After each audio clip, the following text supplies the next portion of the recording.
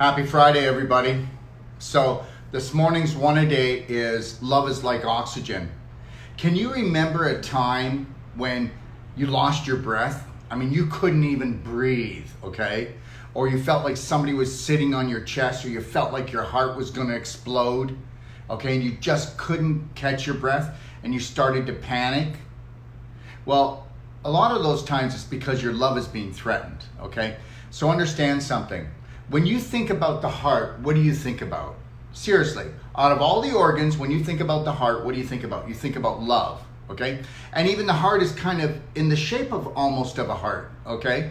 And whether you believe this or not, your heart stands for your emotional life, okay? And understand something. More people die of heart disease and have heart conditions than any other disease on this planet because we've never learned how to master love properly. Okay, so, you know, when you're born, you come here and you're full of spirit, okay? Yeah, and we always say that, oh my God, isn't that child just so spirited? Isn't that so beautiful? And then as you start to walk and talk, your spirit gets dishonored, okay? Until you don't have spirit left. The whole spirit's kind of been just put out, right? But what you don't understand is when you're younger, okay? When you're younger, you're full of spirit and everybody allows you to have that. But as you start to walk and talk like mommy and daddy, okay? Then love starts to have conditions. Okay, you can't just go around pooping your pants now. You can't go around screaming all the time. Oh, but you do, because the reason why we have tantrums when we're younger is because we do what mommy and daddy does, because they're our little gods, right? Mommy and daddy are our gods and we start acting like them, but mommy and daddy don't realize that. And we also start dishonoring self-love.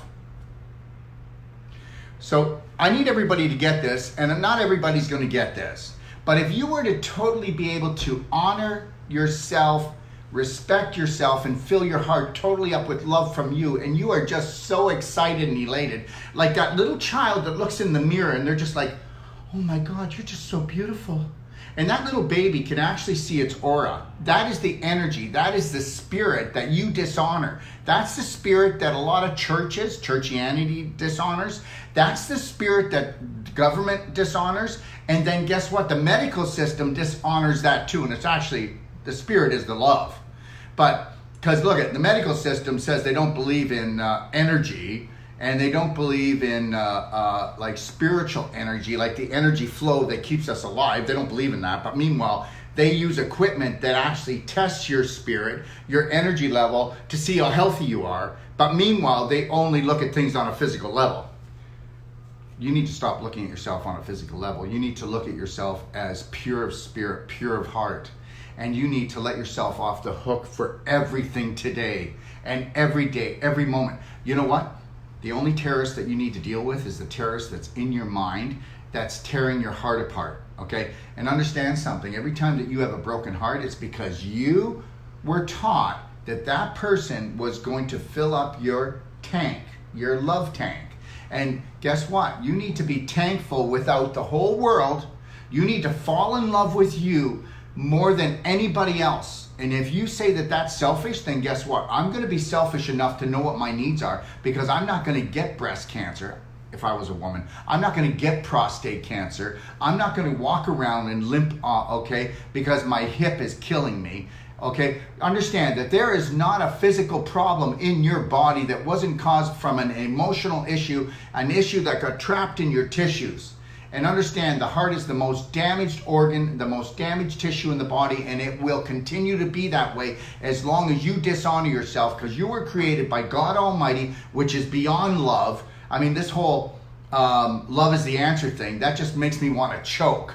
Okay, because if love was the answer, then we wouldn't have cancer, and we wouldn't have heart disease, and we wouldn't have all this other stuff, because we wouldn't be what?